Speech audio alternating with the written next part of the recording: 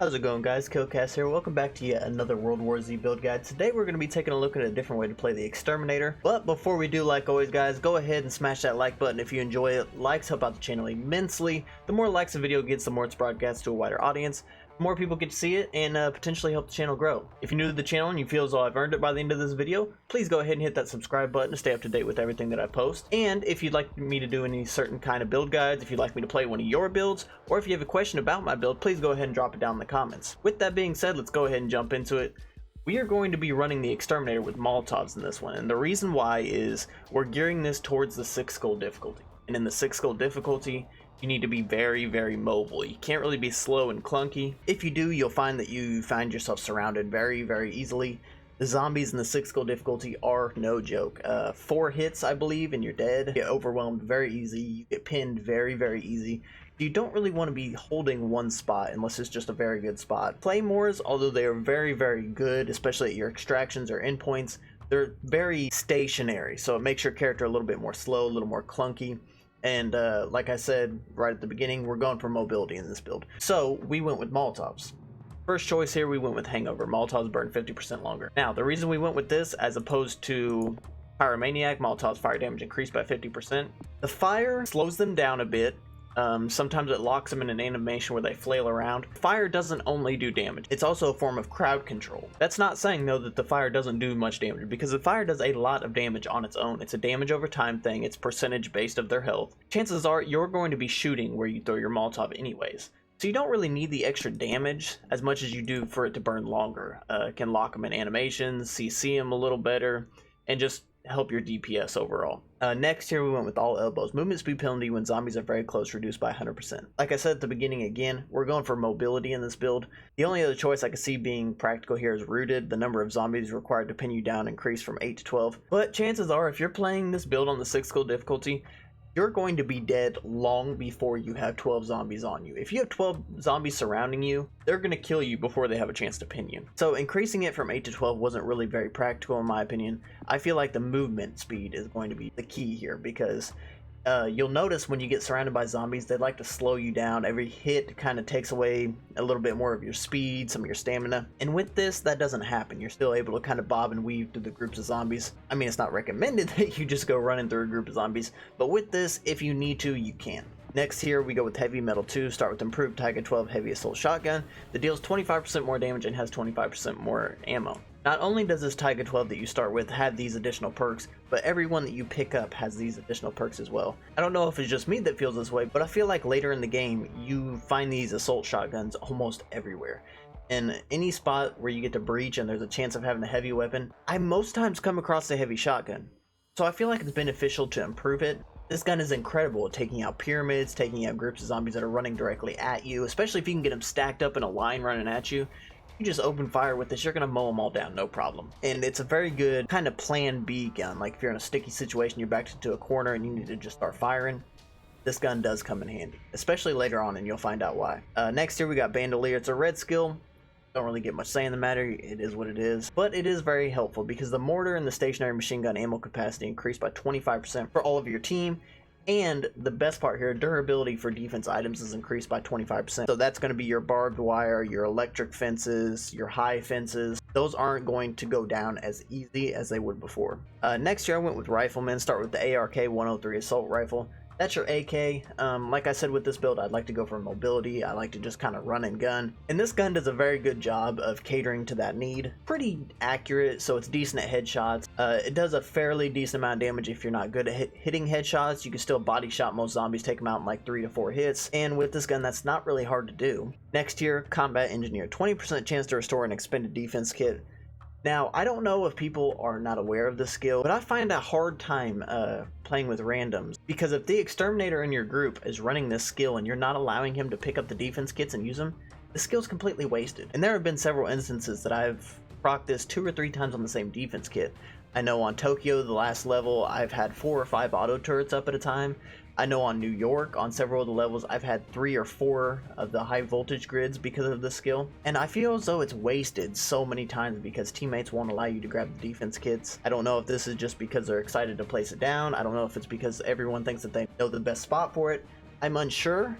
But if you have an Exterminator on your team, guys, please at least ask if they're running this skill, because chances are it could benefit you greatly. On to the next one here. There's two choices that I would pick for this tree here. I would either go with Job Satisfaction. Killing 15 zombies in rapid succession gives a 100% chance to gain a temporary health boost with a cooldown of 30 seconds. Or, my personal favorite, Cloak and Dagger.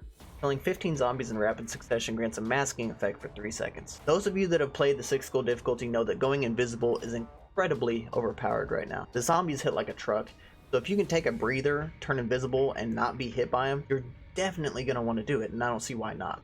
That being said though, some people don't like to be as mobile. They like to be a little bit more rooted in place when they're killing zombies. They like to stand in one spot and kind of just gun them down. If that is the case, if that is your play style, then I feel as though Job Satisfaction is going to cater to you a bit more. If your playstyle matches mine, however, you like to be very mobile, you don't like to stay in one spot very long, then Cloak and Dagger is definitely going to be your best bet. This skill has saved me numerous times on several different occasions, because what happens is you're backed into a corner, you just start open firing with your Taiga 12 here, you go invisible, you're able to go ahead and switch your positions, maybe find a better vantage point, maybe just get out of there and take a breather, either which one.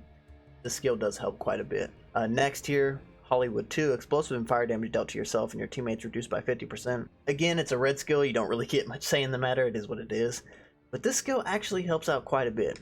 I'm sure all of you that have played with some sort of explosive or fire damage build always have that one teammate. There's always the one that feels as though he needs to run right at the C4 you throw or right at the Molotov you throw, and he ends up catching himself on fire. I don't know what it is, but there's always that one guy, so this is definitely going to help that one guy out. Next here, I went with Bullet Rain here. All fully automatic weapons reload speed increased by 25%.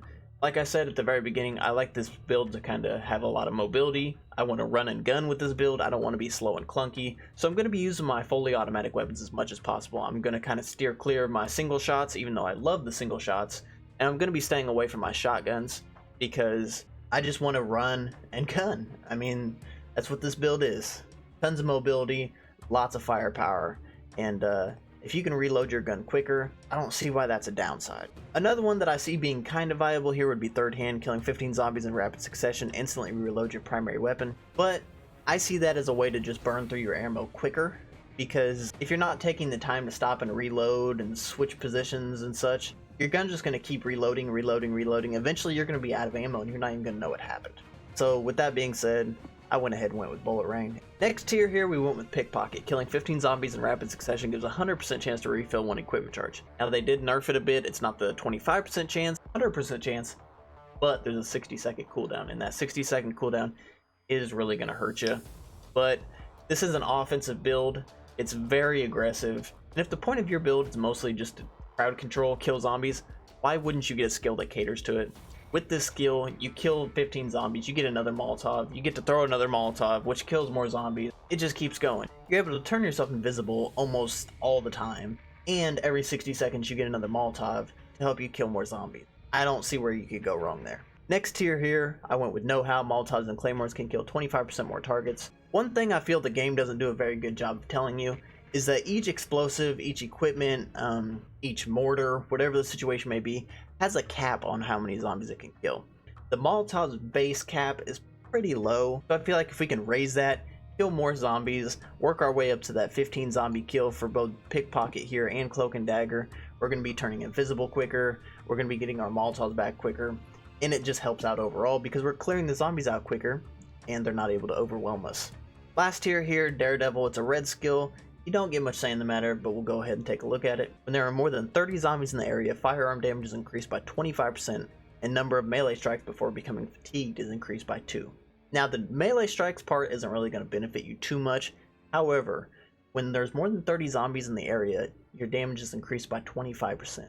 That is incredible. Those of you who are not new to the game know that in every single horde situation, there are well over 30 zombies. So this buff is almost permanent. It has very little downtime. And with that, you are doing tons of damage. And it's just very versatile. It's got tons of mobility, tons of damage, decent crowd control, decent amount of survivability because you're going invisible almost constantly. It's just a very fun build to run, guys, and I would definitely give it a go. We'll go ahead and take a look at the guns, see how they stack up. Alrighty guys, so here is the ARK-103 assault rifle. I went ahead and geared it towards more power and more accuracy. The handling, yes, this gun does have a bit of a recoil. All you have to do is slightly pull down on your mouse. It keeps the reticle right in the center of your screen. The recoil on this is very predictable, so more handling really wasn't necessary for me. Those of you that have seen my playthroughs, you've seen my guides, know that I love the accuracy. I love to get as many headshots as possible, so I definitely geared it for more accuracy. However, if you decided not to go with your assault rifle, you would be starting with your normal shotgun here. Fully upgraded, it has maxed out power, decent accuracy, half penetration. It's a decent gun. But in my personal opinion, I would go with your AK for this one. Alright guys, so that has been my 6 skull difficulty Exterminator build. One more time just to kind of wrap it up. Very mobile, does a lot of damage, tons of survivability, decent amount of crowd control. It's just a very good generic. If you're not entirely sure what you want to bring to the table on the team, try this build out. Something tells me that you'll like it. It has something for pretty much every situation. But without further ado guys, let's go ahead and get you guys out of here. Get you back to killing some zombies. That's the whole reason you came to this video in the first place, is to learn how to kill them. So let's go ahead and get you back to it. If you like this video, like always guys, go ahead and smash that like button. Likes help out the channel immensely. Comment down below how you feel about the build, or if you'd like me to do a different build for you. And if you're new to the channel and you've watched this video all the way through to the end, why not go ahead and hit that subscribe button? Hopefully you enjoyed it. But without further ado guys, I have been KillKhast. You guys have been absolutely fantastic. I cannot wait to see you. Bye bye.